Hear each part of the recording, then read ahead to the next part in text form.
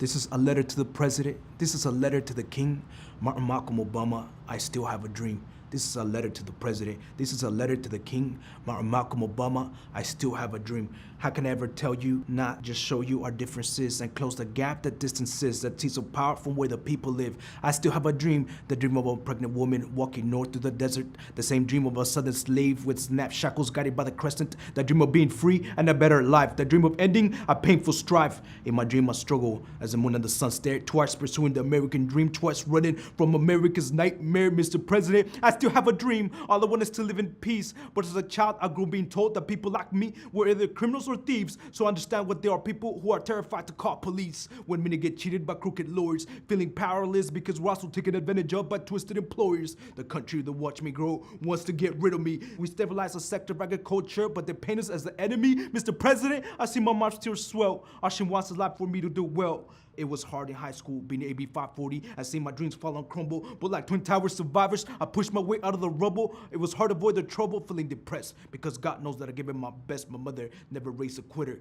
But all this American dream rhetoric to me was nothing but glitter. I remember elementary school, my teacher telling me that I couldn't be president. I was only a child. I didn't understand what she said, that I wasn't a resident.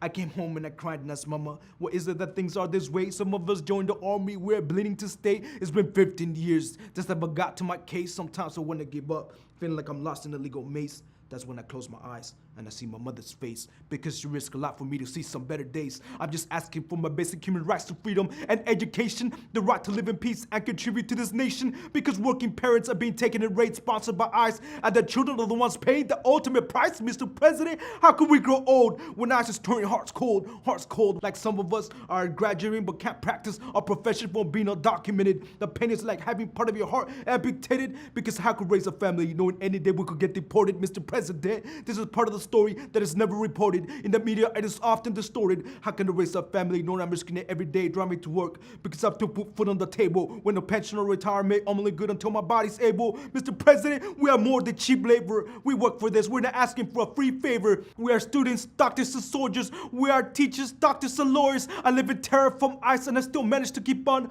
as I struggle with life.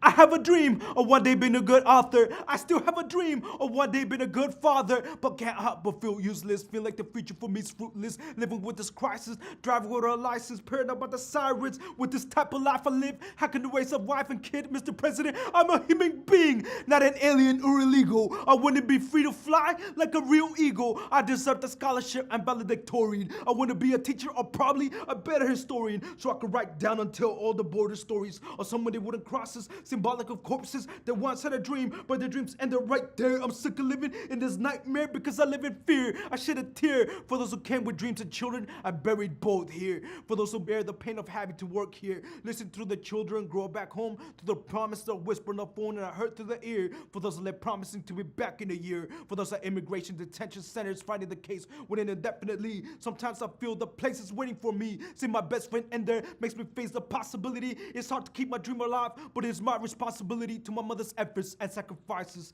and to others who pursued the dream but are not lifeless. This goes out to those who didn't make it because obstacles were thrown at us. I said the system was a machine gun loaded with them, and these obstacles pierce right through our spirit. I hope there's some power hear it, because Mr. President, when I think of Dr. King, I picture my Joe letter saying I still have a dream. Because Mr. President, when I think of Dr. King, I picture my Joe letter saying I still have a dream.